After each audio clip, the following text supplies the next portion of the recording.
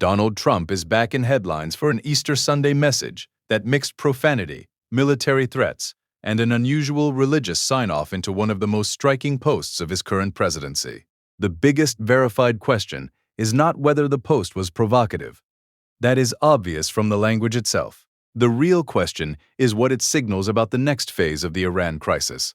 Because the post came with a public deadline, a threatened next target list, and a promised White House appearance the very next day.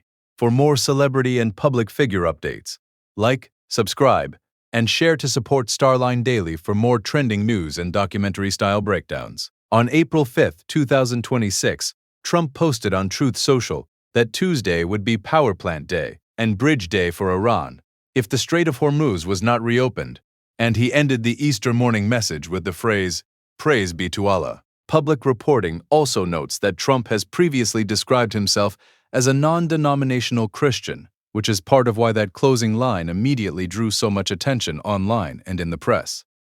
What makes the post more than just another viral Trump moment is the timeline around it. One day earlier, on Saturday, April 4th, Trump used Truth Social to remind Iran that he had already given the country 10 days to make a deal or reopen the Strait of Hormuz, and he warned that there were 48 hours left before, in his words, all hell would come down. Axios reported that the 10-day deadline was expected to expire on Monday, April 6, 2026, and that indirect negotiations had been underway through regional mediators, but that no major breakthrough had been publicly reported. So by the time the Easter post appeared, it was not an isolated message.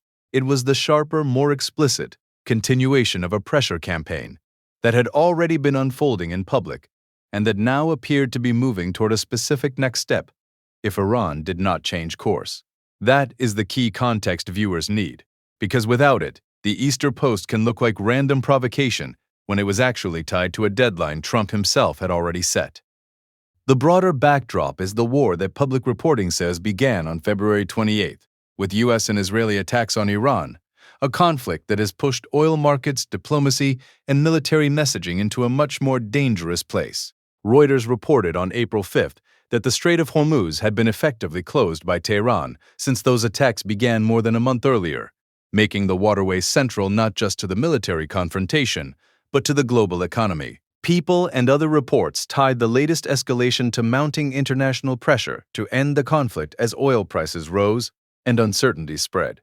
That helps explain why Trump's message focused so specifically on the strait, and why he linked its reopening to threatened attacks on Iranian infrastructure.